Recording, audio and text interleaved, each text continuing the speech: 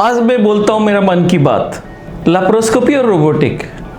Like as a gastrointestinal surgeon operating for 25 years, मैंने सारा दुनिया घूम चुका है। मेरे घर वाले बोलते हैं तुम इतने जगह क्यों जाते हो? मैं बोलता हूँ सीखने के लिए, और सीख के मेरे पेशेंट्स में उसको यूज करने के लिए, so that they can get a better quality of life. जब रोबोटिक सर्जरी इंडिया में आया नहीं था, तब भी मैं सारा दुनिया में घूम घूम के देखता था रोबोटिक सर्जरी का बेनिफिट्स। रोबोटिक सर्जरी एक मिशनमर है।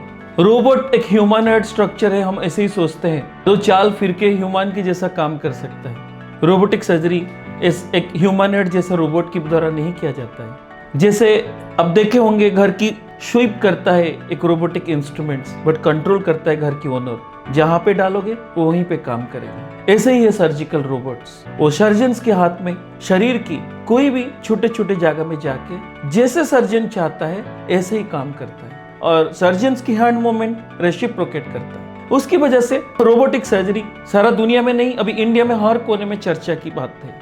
काफी सारा सर्जन्स सीख रहे हैं, काफी सारा सर्जन्स काफी आगे हैं, और काफी सारा सर्जन सोचते हैं क्या होगा लेप्रोस्कोपी का, क्योंकि इंडिया में 20-25 साल से सर्जन्स लोग लेप्रोस्कोपी पद्धति में सर्जरी करते रहे, अभी भी करते हैं। तो stop learning laparoscopy and learning robotic has become the new norm.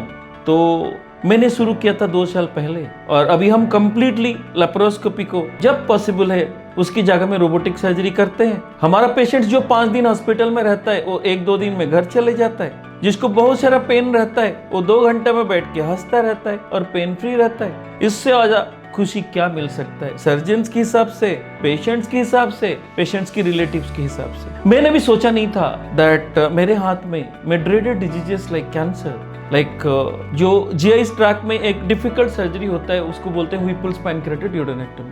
उसको ओपन सर्जरी में करने के लिए 20-25 साल पहले सर्जन्स डरते थे, 10 घंटा लगता था, और लेप्रोस्कोपी में वो होता नहीं है। क्योंकि मैं एक चीज बोलूं, लेप्रोस्कोपी और रोबोटिक के बीच में डिफरेंस, लेप्रोस्कोपी 2 रॉड जैसा होता है। जब आप एक कैविटी के अंदर हाथ घुमाते हो, हाथ के ऊपर कंट्रोल इतना अच्छा नहीं रहता है। आपकी मूड है, आपका ट्रिमर है, तो जो reproduction of hand while you do open, like जैसे आप हाथ में खाना खाते हैं, अब 2 चॉपस्टिक में खाना खाने के लिए आपको ट्रेनिंग लेना पड़ेगा, बट वही है लेप्रोस्कोपी। बट रोबोटिक में क्या है, आपको जैसे हाथ में खाना है, जैसे हाथ में सर्जरी करना है, रोबोटिक वो ऐसे ही करता है, बट बिना कट करके शरीर में अंदर में जाके एक स्टेबल प्लेटफॉर्म में मेरा हाथ स्टेबल रहता है, इंस्ट्रूमेंट्स अंदर जाता है, जैसे मेरा हाथ घूमता है इंस्ट्रूमेंट्स अंदर ऐसे ही घूमता है। उसकी वजह से प्रिसीशन अच्छा है, ब्लीडिंग नहीं है, और कैंसर पेशेंट्स की तो और भी अच्छा है। हम हर bit by bit every tissue को हम निकालते हैं, उससे उसको क्योर मिलता है, अर्ली रिकवरी मिलता है। तो आप देखोगे दुनिया में बड़े बड़े सेंटर्स में अभी around the globe, whether it is United states, whether it is Japan, whether it is Korea, जो बड़े बड़े सर्जिकल डिपार्टमेंट्स है,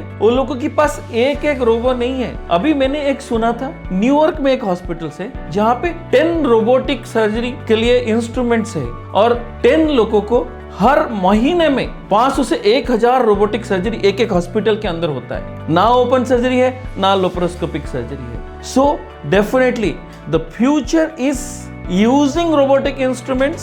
The surgeons have to do a precise job so that the patients get a cure, patients go home early. So समय की बात है, surgeons भी सीख जाएंगे, इंश्योरेंस कंपनीज भी मान जाएंगे, और अल्टीमेटली पेशेंट्स को बेनिफिट ही होगा। तो मेरा ओपिनियन में रोबोटिक और लेप्रोस्कोपी एक कंपटीशन नहीं है। Laparoscopy was a ladder to reach something better, bigger and more precise, that is robotic. So let's embrace it. Thank you so much.